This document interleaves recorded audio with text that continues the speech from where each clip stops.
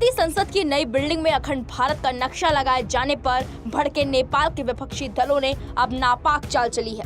काठमांडू के मेयर बालेंद्र शाह ने अखंड भारत के जवाब में अपने ऑफिस में नया ग्रेटर नेपाल का नक्शा लगाया है। इसमें यूपी और बिहार के कई इलाकों को नेपाल का हिस्सा दिखाया गया है। वहीं नेपाल की सरकार ने अब तक इस मामले में कोई प्रतिक्रिया नहीं दी है, लेकिन विपक्षी दल इस पूरे मामले को बेवजह गरमाए हुए हैं। केपी ओली और उनकी पार्टी समेत कई विपक्षी दलों ने प्रचंड सरकार से मांग की है कि वो अखंड भारत के भित्ति चित्र के मुद्दे को भारत के साथ उठाए। इस बीच भारतीय विदेश मंत्री एस जयशंकर ने एक बार फिर साफ कह दिया कि ये नक्शा सम्राट अशोक के साम्राज्य को दिखाता है। काठमांडू के मेयर इस समय बेंगलुरु में है और अपनी पत्नी का इलाज करवा रहे हैं। उन्होंने अपने भारत दौरे से पहले इस नक्शे को अपने कार्यालय में लगवाया था। एक समय में नेपाल का साम्राज्य पूर्व में तिस्ता से लेकर पश्चिम में सतलुज नदी तक फैला हुआ था। हालांकि ब्रिटेन के साथ युद्ध के बाद नेपाल को ये बड़ा इलाका गंवाना पड़ा था। इस युद्ध के बाद मेची से लेकर तिस्ता और महाकाली से लेकर सतलुज तक का इलाका हमेशा के लिए भारत का अंग हो गया था। इस नए नक्शे में यूपी का गोरखपुर और उससे लगा इलाका और बिहार के कई इलाके नेपाल का हिस्सा दिखाए गए हैं।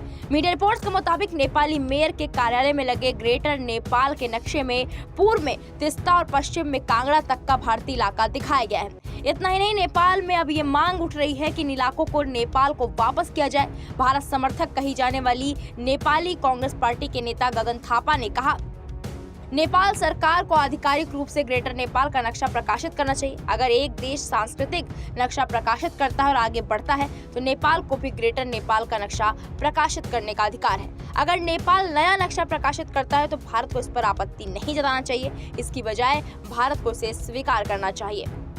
इस पूरे अखंड भारत विवाद में हाल ही में नई दिल्ली की यात्रा पर आए नेपाल के पीएम प्रचंड ने भारत का बचाव किया। उन्होंने कहा, हमने इस मुद्दे को भारत के साथ उठाया है, लेकिन इसकी डिटेल हम मीडिया में प्रकाशित नहीं कर सकते। इसके जवाब में भारत ने कहा था कि ये एक सांस्कृतिक और ऐतिहासिक नक्शा है, न कि राजनीतिक नक्शा। इस नक्शे के अध्ययन की जरूरत है, लेकिन मैंने इस मुद्दे को भारत के साथ उठाया था।